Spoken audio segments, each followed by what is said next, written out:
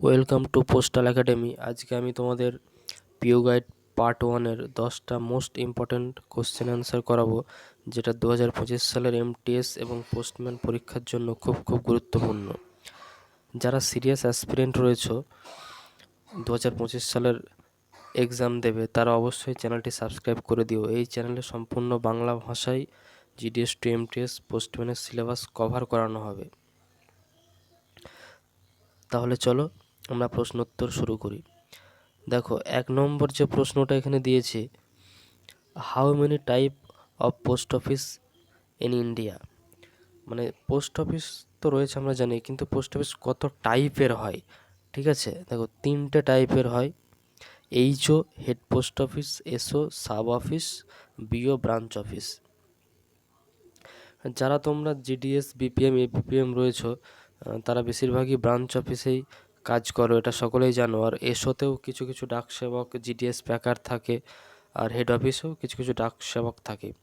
তাহলে head office মানে জানো নিশ্চয়ই, হেড অফিসের আন্ডারেই কতগুলো সাব অফিস থাকে, তারপর একটা সাব অফিসের আন্ডারে কতগুলো বিও থাকে।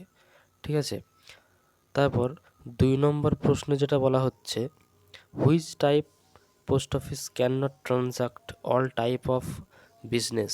তার মানে এই যে BO SO HO head office sub office branch office রয়েছে, এদের মধ্যে কোন অফিসটাই সব ধরনের বিজনেস হয় না।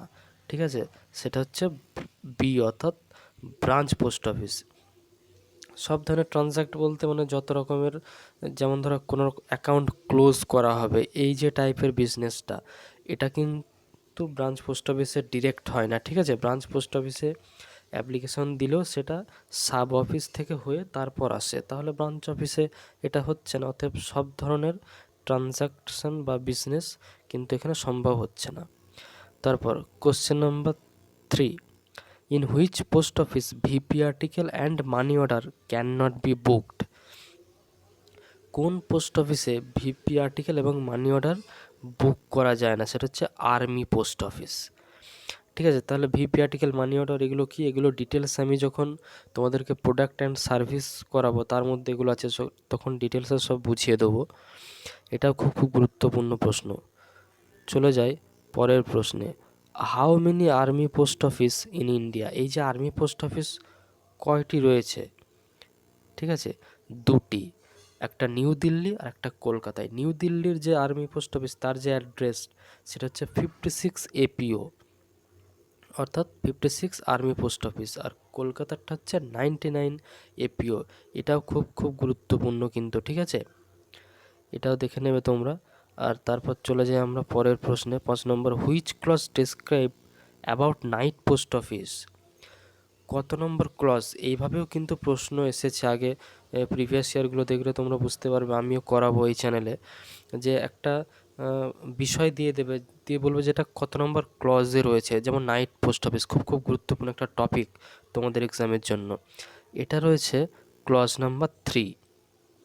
ঠিক আছে, এটাও কিন্তু মাথায় রাখবে, আর ক্লাসগুলো বারবার দেখবে, কানে শুনবে, তবেই কিন্তু মনে থাকবে। হ্যাঁ, চলো আমরা যাই পরের প্রশ্নে, working hours of night post office generally fixed by. খুব খুব গুরুত্বপূর্ণ প্রশ্ন।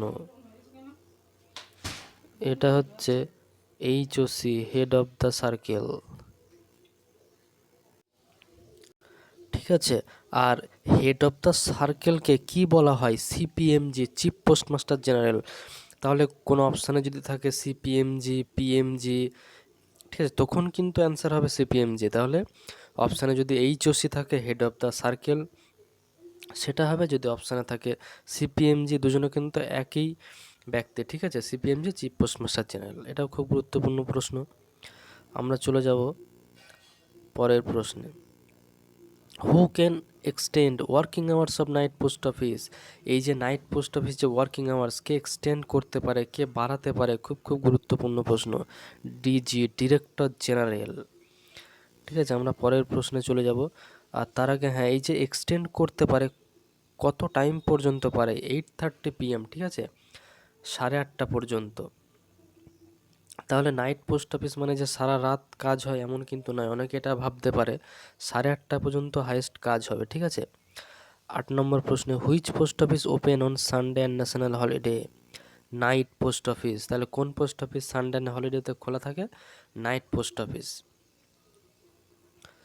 এটাও খুব গুরুত্বপূর্ণ প্রশ্ন। আমরা চলে যাবো 9 নম্বরে, how many night post office in India? কতগুলো নাইট পোস্ট অফিস আছে? খুব খুব গুরুত্বপূর্ণ প্রশ্ন।